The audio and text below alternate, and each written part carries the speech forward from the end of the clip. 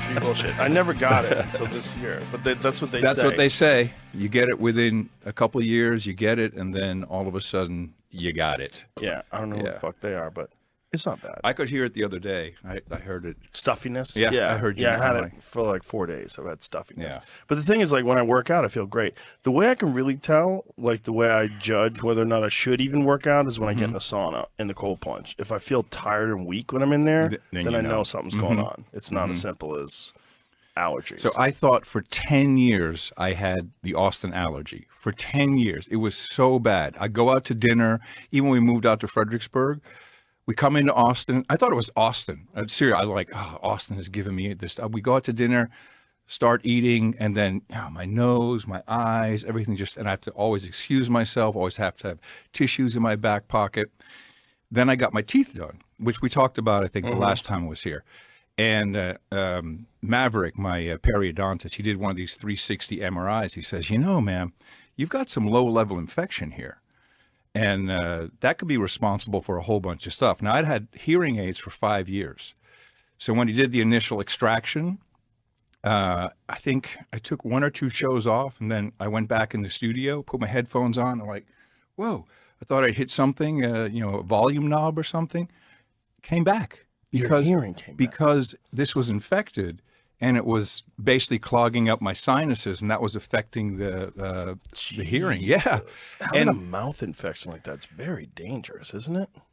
People have no idea how important oral health is. It's really, really critical. And also, I feel better because, I'm not fighting infection continuously. That's great. So how did it all start? Like, what was going on with your teeth that like made all these infections? I had a bad start in life when I was 2 or 3. We were living in Uganda, and my parents would put me to sleep with a chocolate cookie. So I had kind of a bad start, and I had a lot of work. I had, just tons of fillings on my baby teeth. Everything was messed up. Then I had the big outboard headgear, which really traumatized me for life, taking that to school. I was one of those guys. Oh yeah. It was bad.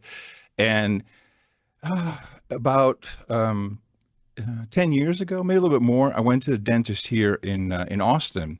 And, he's like, we really got to start doing stuff. We got to start looking at repairing.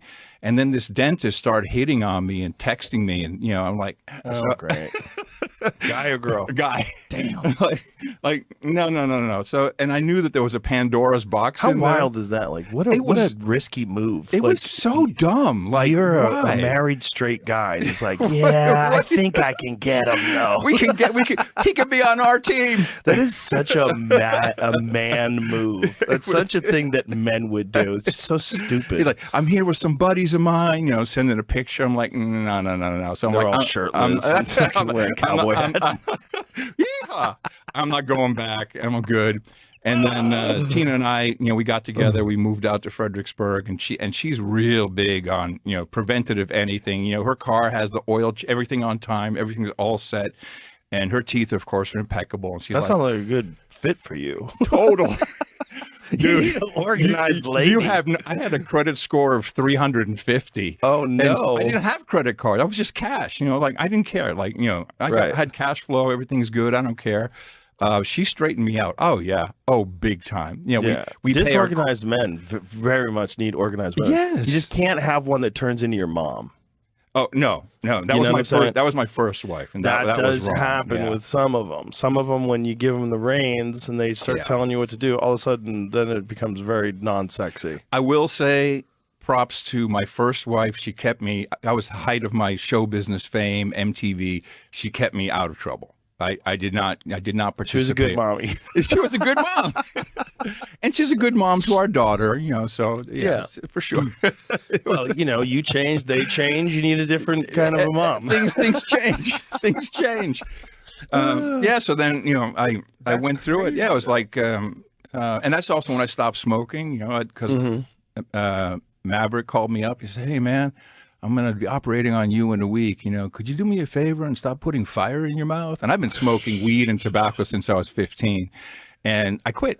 at that moment, I haven't. I didn't ever. I mean, I vape like a crazy horse, but well, that's not good, is it? Well, that's a question. This is you and I've gone over this, and we will go back to it. It's a nicotine delivery device. Yes, right. That's what it is. We'll get to that. Yeah, sure. But so just cleaning out the infections, what was going on that was fucking up your hearing? It was like the whole area was inflamed? Yeah, it's right by your sinuses, and so that, everything's connected. If you hold your nose, you can hear, you hear differently. So whatever it was doing, and it literally just a couple days after he extracted more than that, but after he extracted those teeth, it just came back. And I didn't have horrible hearing loss, but it was enough where I was sick of saying, "I'm sorry, darling, what'd you say? I'm sorry." Right. And at the moment you get to like, I didn't hear her, I'll ask her later. That's when I went, no, I got to get hearing aids. I don't want to, and it's one of the biggest reasons men get depressed is when they can't hear and they kind of withdraw. And it's really, it's a real crisis. Yeah. Anyone, you need to go. If you think, you just have your ears tested anyway, why not? I mean, you get your eyes tested, get your ears tested, get your teeth taken care of. So if they find out your ears are not good, do they ever check for infections? No. Because it seems like now you should get in the medical book. Thank you. He's been writing a paper on this for this very reason. And it's only because he did the 360 MRI that he saw it. And he also knew what to look for. It's his expertise. He's when I met this guy, I was like, he's young, he's like in his 30s. I'm like, so why did you choose this profession? He says, I like operating. I really love doing that stuff. I'm like, okay, you sound cool. And he turns out he's a pilot, so we become friends. But yeah, he says people have no idea. And so he has been working on a paper to publish